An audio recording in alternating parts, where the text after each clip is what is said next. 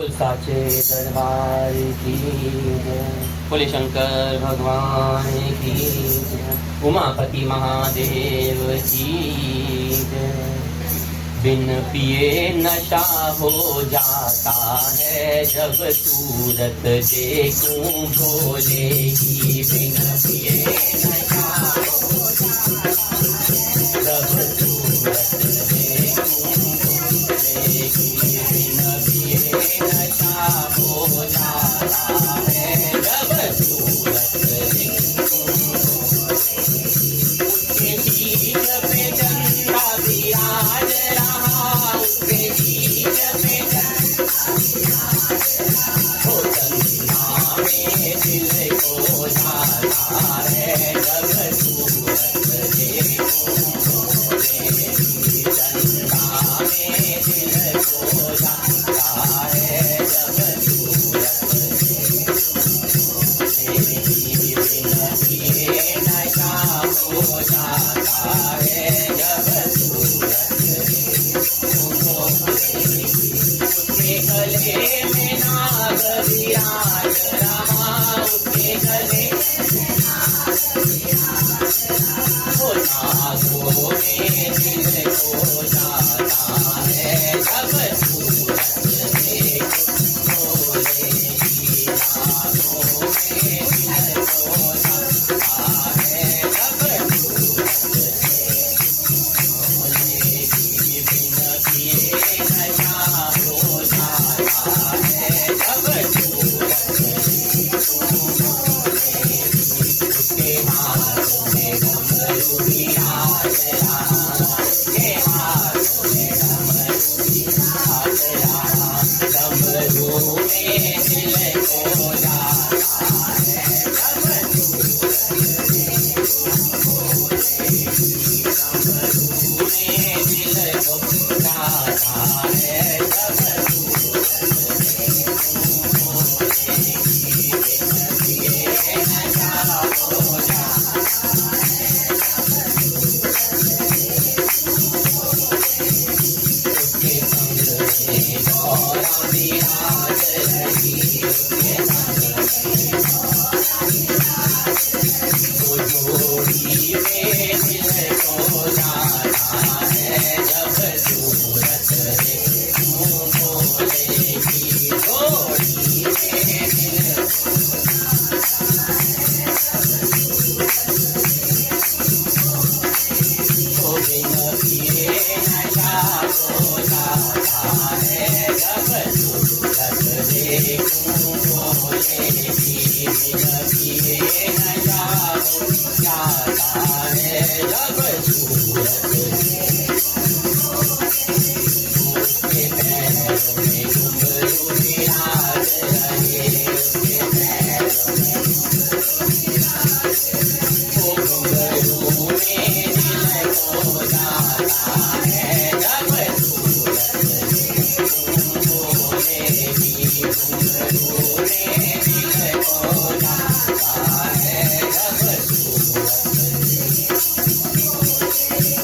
बिन पिए नशा हो जाता है जब उसकी गोद में गणपति राज रहे।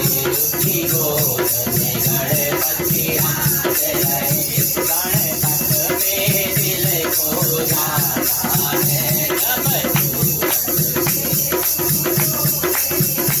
गणपत पे दिल को जाता है जब सूरत देखूं भोले की। बिन पिए नशा हो जाता है जब सूरत देखूं भोले की। बिन पिए नशा हो जाता है भोले की। उसके चरणों में नंदी विराज रहा। उसके चरणों में नंदी विराज रहा।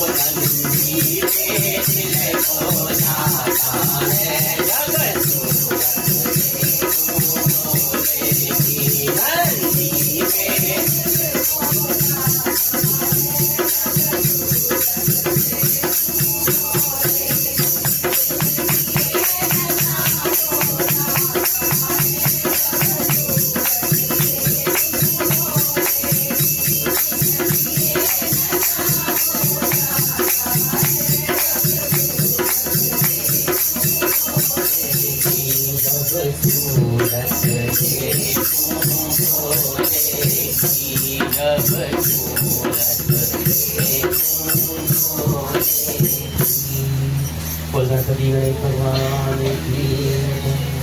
बोल गौरी शंकर भगवान की जय। बोलिए हर हर महादेव शंभू। बोलो काशी विश्वनाथ भगवान की जय।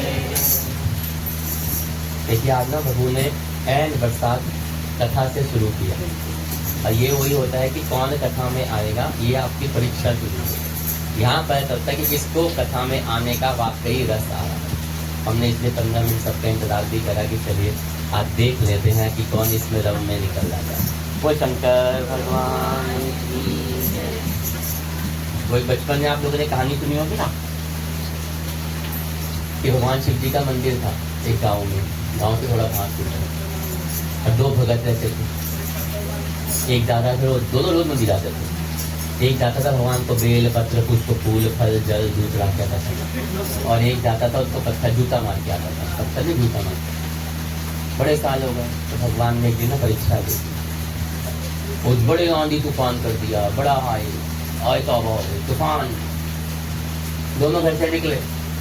जो फूल पत्थर वाला था कहता है बड़ी बारिश हो रही है, फिर अंदर आ गया, फिर बारिश हो रही है, फिर कहता है चला रहने देता हूँ, भीग जाऊंगा, सब खराब हो जाएगा। जो चप्पल जूता मारने वाला चला गया, भीगता डंडा गिरता बढ़ता जाके उनको फलाक दे के मारी। भोले प्रकट हो गए। कहते प्रभु मुझे दर्शन दे रहे हो, पापी हो। मैं तो बोलो चप्पल में आता हूँ, जूता मारता हूँ, गाली देता हूँ आके। वो भूल पता है, कहता ना सुबह से जूता मारता है आके, लेकिन नियम का पक्का है, नियम का पक्का। जिसका नियम पक्का उसके साथ भगवान में जाते। बोले हर हर महादेव शंभू। इस संसार तो देखिए ऐसा ही है कि लोगों के लिए आप तब तक अच्छे हैं जब तक आप उनकी उम्मीदों के मुताबिक उनके कार्य को पूरा करें। आप लोग तब तक अच्छे रहेंगे जब तक आप उनकी उम्मीदों के मुताबिक जो आपसे उम्मीद करते तब तक कार्य करें, तब तक आप लोगों के लिए बहुत अच्छे हैं। तो क्या जो चाह रहे हैं वैसा कर रहे हैं। और आपके लिए सब लोग तब तक अच्छे हैं जब तक आप उनसे कोई उम्मीद रखें ही नहीं। देखिए कितना फर्क है। लोगों के लिए तब अच्छे हैं जब तक आप उनकी उम्मीद तक जो वो चाहते हैं वैसा काम कर रहे हैं, और आप तो लोगों के क्या तब तक अच्छे हैं जब तक आप किसी से कोई उम्मीद मत रखिए। बोले हर हर महादेव शंकर भगवान की जय। श्रावण मास कथा अक्षता अध्याय। सनत कुमार जी जैसे कल भगवान शंकर ने उनको विविध व्रतों के बारे में बताया, और साथ ही उन्होंने वारों में जो वार पड़ते हैं, सोमवार, रविवार, मंगल, बुध, वीर, शुक्र, उन वारों की महत्वता बताना शुरू करी। और कल रविवार का उन्होंने बहुत ही सुंदर वर्णन किया। और उसके बाद तो सुनने के बाद सनत कुमार जी कहते कि हे भगवान, हे भोलेनाथ, मैंने रविवार का हर्षवर्धन महात्मा को सुन लिया है। अब आप मेरी जिज्ञासा और बढ़ रही है, और आप श्रावण मास में सोमवार के महात्मा को मुझे बताइए। सावन का सोमवार तो वैसे बड़ा होता है, उसके महत्व बताइए, उसका व्रत कथा के बारे में मुझे बताइए। वही पहले वाली बात, अगर श्रोता अच्छा हो तो वक्ता अपने आप सब कुछ देता रहता है। उनकी जिज्ञासाओं को, उनकी अंदर की जो तड़प थी उसको देखते भगवान बोलते हैं, भोलेनाथ बोलते हैं, सनत कुमार, सूर्य मेरा नेत्र है, उसका महात्मा इतना श्रेष्ठ है, तो फिर उमा सहित मेरे नाम वाले उस सोमवार का कहना ही क्या। उसका जो महात्मा मेरे लिए वर्णन के योग्य है उसे मैं आपसे कहता हूं। सोम चंद्रमा का नाम है, और यह ब्राह्मणों का राजा है, यज्ञों का साधन भी सोम है, और उस सोम के नाम के कारणों को आप सावधान होकर मुझसे सुनिए, क्योंकि यह वार मेरा ही स्वरूप है। बोले शंकर भगवान। अतः इसे सोम कहा गया, इसलिए यह समस्त राज्य का प्रदाता और श्रेष्ठ है, और व्रत करने वाले को यह संपूर्ण राज्य का फल देने वाला होता है। बोले शंकर भगवान की। उसकी विधि सुनिए। मैं आपको विस्तार पूर्वक बता रहा हूं कि 12 महीनों में सोमवार अत्यंत श्रेष्ठ है। उन मासों में यदि सोमवार व्रत करने में असमर्थ हो तो श्रावण महीने में इसे अवश्य करना चाहिए। इसलिए सावन के सोमवार की अधिक महत्ता होती है। अगर 12 महीने में सोमवार का व्रत नहीं कर सकते तो सावन के सोमवार को करना चाहिए, इसमें अधिक महत्ता हो जाती है।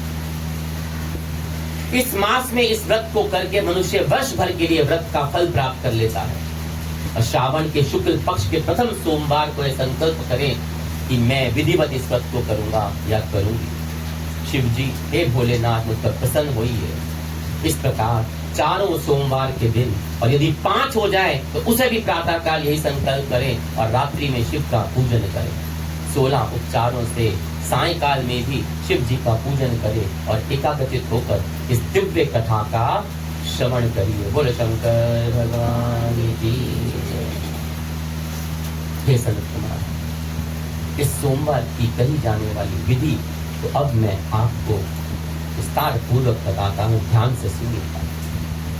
श्रावण मास में प्रथम सोमवार को इस श्रेष्ठ व्रत को प्रारंभ करना चाहिए और मनुष्य को चाहिए कि अच्छी तरह स्नान करके पवित्र होकर श्वेत वस्त्र धारण कर ले और काम, क्रोध, अहंकार, द्वेष, निंदा, लोभ, मोह आदि का त्याग करके मालती, मल्लिका आदि के श्वेत पुष्पों को लाए। इसके अतिरिक्त अन्य विविध पुष्पों से और अभिशिष्ट पूजा उपचारों के द्वारा त्र्यंबकम मंत्र से या इस मूल मंत्र से भगवान शिव जी का पूजन करें। उसके बाद कहें कि हे शिव, हे भावनाश, हे महादेव, हे उग्रनाथ, हे भाव, हे शशि मौली, रुद्र, नीलकंठ, शिवा तथा भव्यहारी का मैं ध्यान करता हूँ। बोलो शंकर भगवान कैलाशी बोले शंकर की। इस प्रकार भगवान का ध्यान करते हुए अपने विभव के अनुसार मनोहर उपचारों के द्वारा दिव्य शिव का विधिवत पूजन करना चाहिए। जो इस व्रत को करता है उसके पुण्य का फल को सुनिए, इतना महत्व बताया गया। जो लोग सोमवार के दिन पार्वती सहित भोलेनाथ शिव का पूजन करते हैं या पुनर्वृत्ति से रहित अक्षय लोक को प्राप्त करते हैं। हे सनत कुमार, श्रावण मास में नक्त वस्त्र से जो पुण्य प्राप्त होता है उसे संक्षेप में कहता हूँ, देवताओं और दानवों से भी अभेद्य 7 जन्मों का अर्जित पाप नक्त भोजन से नष्ट हो जाता है। इसमें संदेह नहीं करना चाहिए, अथवा इसे अनुत्तम व्रत को उपवास पूर्वक करें। इसे करने से पुत्र की इच्छा रखने वाले को पुत्र प्राप्त होता है, धन की इच्छा वाले को धन प्राप्त होता है, और या जिस अभिशिष्ट की कामना करता है मनुष्य वह उसे पा लेता है। इस लोक में दीर्घ काल तक वांछित सुख उपभोग को भोग कर अंत में शेष विमान पर आरूढ़ होकर वह रुद्र लोक में प्रतिष्ठित प्राप्त होता है। वह शंकर भगवान। चित्त चंचल है, धन चंचल है, ये जीवन भी चंचल है। ऐसा समझकर प्रतन पूर्वक व्रत का उद्यापन करना चाहिए। चांदी के वृषभ पर स्वर्ण निर्मित भगवान शिव की पार्वती सहित प्रतिमा को विराजमान करें, अपने सामर्थ्य के अनुसार उसे बनवाएं और उसे विराजित करें। उसमें धन की कृपणता नहीं करनी चाहिए, मतलब उस ऐसे कार्य में कभी भी उद्यापन में अपने धन की कंजूसी नहीं करनी चाहिए। बोलो शंकर भगवान। हो जन्म तेरा अनमोल रे, माटी में ना रोल रे, अब तो मिला है फिर ना मिलेगा, कभी नहीं कभी नहीं कभी नहीं। हो जन्म तेरा अनमोल रे,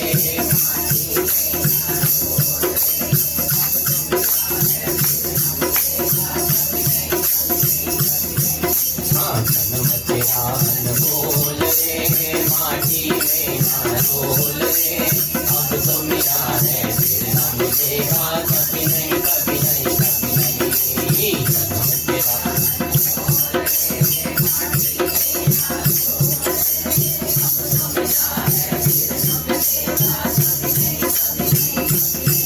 अरे सत्संग में तू जाया कर, गीत प्रभु के गाया कर,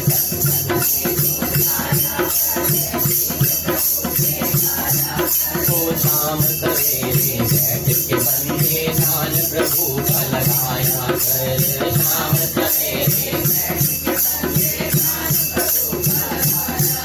हर मीठी वाणी बोल रे लगता नहीं बोल रे अब तो मिला है फिर न मिलेगा कभी नहीं कभी नहीं कभी नहीं ओ जन्म तेरा अरे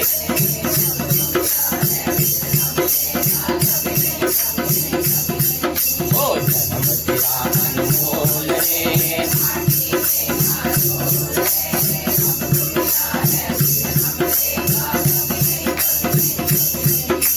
के पार है ज्ञान का वो भंडार है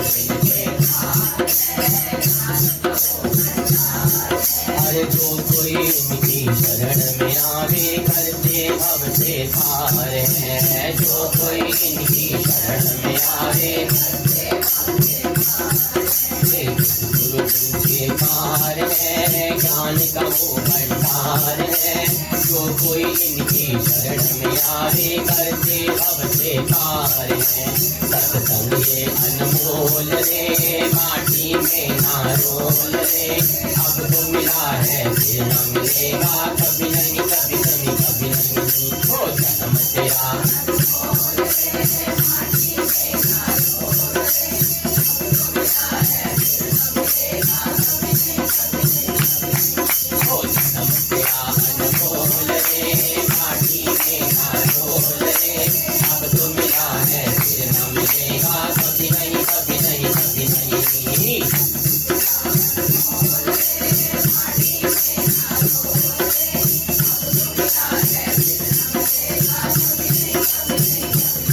सबका संसार है इसका नहीं इतबार है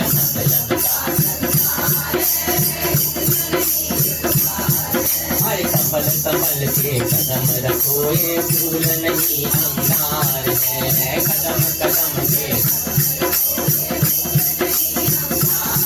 हर मन की आंखें खोल रे माटी में ना रोल रे अब तो मिला है फिर न मिलेगा कभी नहीं कभी नहीं कभी नहीं हो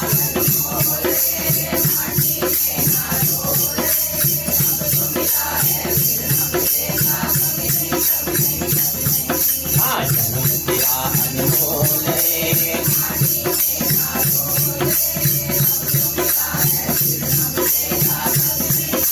अरे जन्म तेरा अनमोल रे माटी में ना रोल रे अब तो मिला है फिर न मिलेगा तो तू बुलबुला है पानी का मत कर अपमान जवानी का तू बुलबुला है पानी अरे तू बुलबुला है पानी का मत कर अपमान जवानी का तू बुलबुला है पानी अरे संभल संभल के चलना बंदे पता नहीं जिंदगानी का संभल संभल के तब से बोल रे माटी में ना रोल रे अब तो मिला है फिर न मिलेगा कभी नहीं कभी नहीं कभी नहीं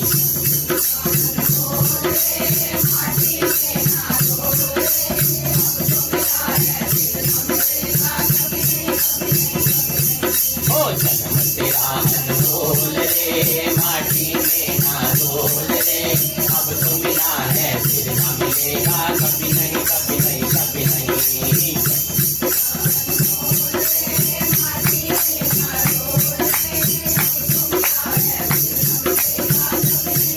हो अब तो मिला है फिर न मिलेगा कभी नहीं कभी नहीं कभी नहीं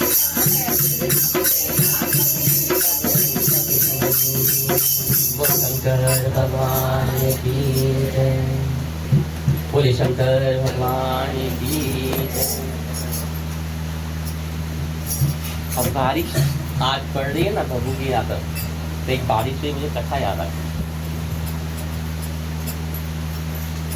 कहते एक बार की बात है समझ आ जाए तो बढ़िया, वरना हर हर महादेव। एक बार की बात है कि देवताओं के राजा इंद्र ने ना, जानते हैं ना, बारिश हुई कराते हैं, किसी बात पे किसानों पे रुष्ट हो गए। अब वो तो देवराज इंद्र है, कुछ भी हो जाता है, कभी भी नाराज होते, छोटी बात पे जाते हैं, राजा है ना। अब किसानों पे रुष्ट हो गए और नाराज होने के बाद उन्होंने डिसाइड कर लिया कि 12 साल तक ना बारिश नहीं करूंगा इनके खेतों में, कुछ भी हो जाए।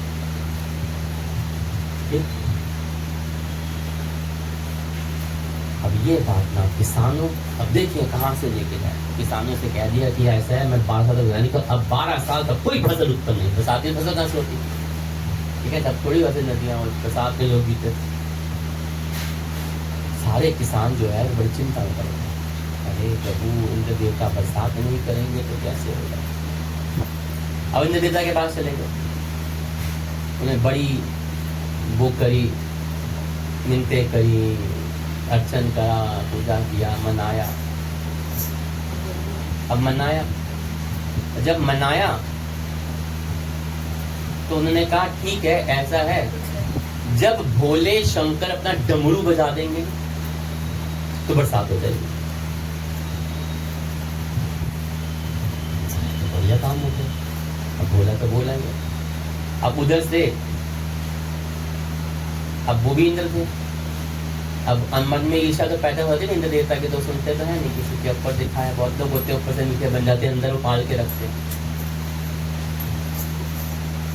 उधर से चले गए भोले शंकर के पास कि भाई प्रवचन दे दो, कुछ भी हो जाए, आप डमरू नहीं बजाओ 12 साल तक, आप कुछ भी हो जाए, किसान कुछ भी कर ले, डमरू नहीं बजाओगे भोले बाबा। अब भगवान के देवताओं की बात मान ली, उन्होंने कहा क्या मेरा डमरू 12 साल के बाद बजेगा। अब किसानों ने कहा, बहुत मिन्नतें करी, तो भोले बाबा ने कहा कि ऐसा है, देखो जी पता नहीं क्या है, डमरू तो 12 साल के बाद बजेगा। कर दिया।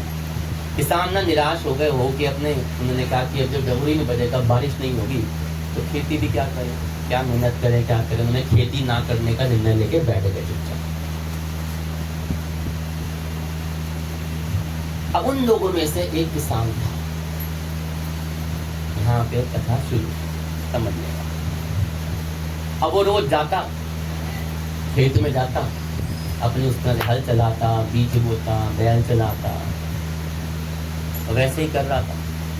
बाकी किसान देख के उसका मजाक उड़ाते थे, अगर 12 मूर्ख है, जब बरसात ही नहीं होगी, फसल ही नहीं उगनी, तो क्यों मेहनत कर रहा है एक सुबह की तरह। अब उनसे रहा नहीं गया, रोज मजाक उड़ाते। उन्होंने कुछ विद्वान ने उससे पूछ दिया, एक बात बता कि जब 12 साल तक बारिश नहीं होनी, तो तू इतनी मेहनत क्यों कर रहा है, इतना परिश्रम क्यों कर रहा है, अपनी ऊर्जा को, एनर्जी को नष्ट क्यों कर रहा है, आराम से बैठ भी तो बैठे हैं। वो कहता है कि देखो तुम्हारी बात सही है, लेकिन अब मेरा भी सुना, तुमने पूछा तो बता देता हूँ कि अगर 12 साल तक मैं खेती का काम नहीं करूंगा, चुपचाप घर में बैठा लेटा पड़ा रहूंगा, तो 12 साल के बाद मैं अपना काम करना भूल जाऊंगा। फिर आप कोई काम नहीं करो लगातार, उसको भूल जाओ, तो क्या करोगे। कहता 12 साल तक पड़े पड़े मेरे को मेहनत करने की आदत छूट जाएगी, मेरे हाथ हड्डे हो जाएंगे, आलसी बन जाऊंगा। फिर 12 साल के बाद मैं क्या करूंगा। कहता नियमित रूप से काम कर रहा हूँ, बरसात नहीं हो रही तो क्यों, ताकि मेरे शरीर को उसकी आदत पड़ी रहे, मुझे काम करने में कोई कठिनाई ना हो, 12 साल के बाद मेरे हाथ हड्डे ना हो के मैं आलसी ना बन जाऊँ, चुस्त रूप से। अब ये जो चर्चा थी ना, माँ पार्वती सुन रही, अब वो तो माँ, अब वैसे तो भोले बाबा को मना नहीं सकती थी वो, अब वो तो वचन दे चुके थे कि डमरू कब बजेगा, 12 साल के बाद। अब उनके अंदर भी ना, माँ के अंदर वो कोताकुल जग गया, बात तो सही कह रही है। और सीधा उठी भगवान शिव के पास आके बोलती कि नाथ एक बात बताइए। कहते क्या। कहते आप वाकई डमरू 12 साल तक नहीं बजाएंगे। कहते हूँ मैं कैसे बजा सकता हूँ चल दिया। कहते आप चिंतित लग रही हैं। कहते भोलेनाथ चिंतित तो बहुत हूँ, अगर 12 साल का डमरू नहीं बजाओगे और 12 साल का डमरू बजाना भूल गए तो?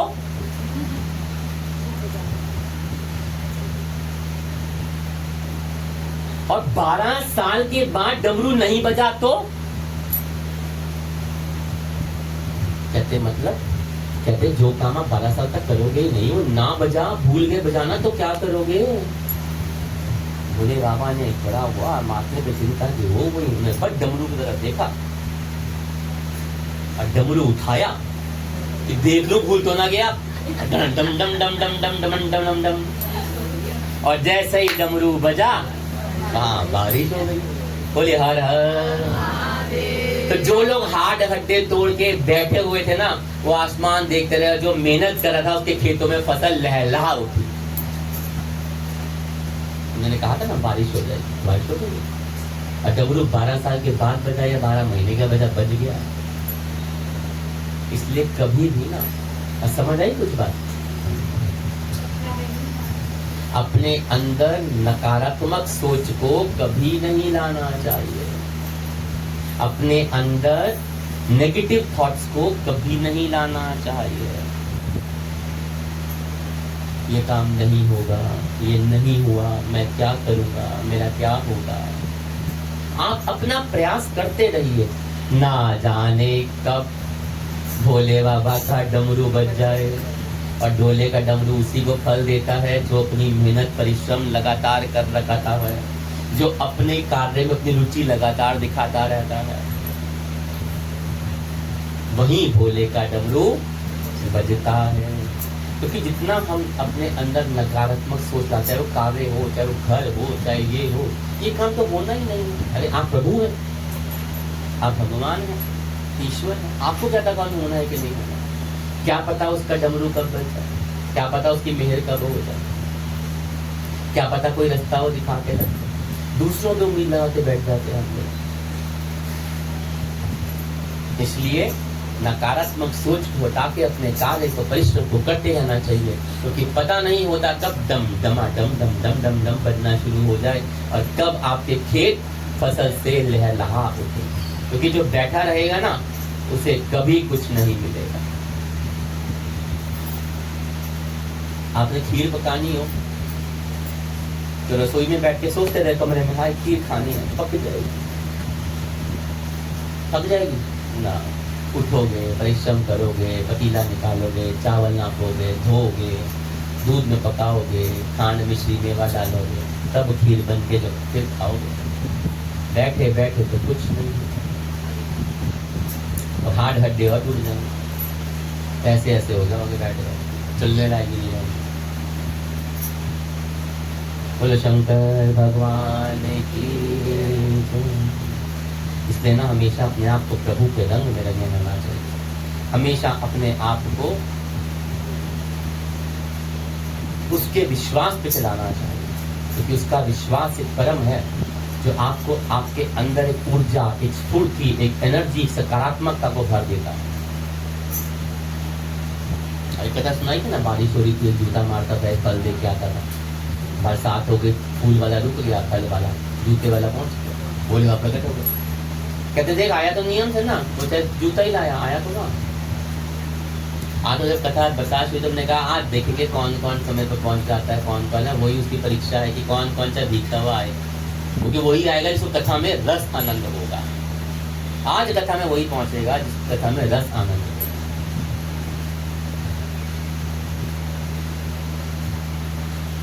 यही भगवान आपकी, अरे तो शुरुआत में होती है, हर नियम के शुरुआत में और अंत में परीक्षा जरूर होती है कि वही टूटते हैं। पूरा बीच का तो आराम से निकल जाता है। आप कोई कार्य शुरू करें, शुरू में परेशानी आएगी, खाते होते परेशानी आएगी। कहते हाथी की सूंड तंग करती है घुसने में, हाथी की पूंछ तंग करती है निकलने में। वही तो करती, बीच का हाथी पूरा निकल जाता है, क्योंकि बिगड़ता भी शुरू में है, हिम्मत तोड़ के बैठ जाओ, और खत्म भी आखिरी में बिगड़ता है। बोलिए हर हर महादेव, शंकर भगवान की जय।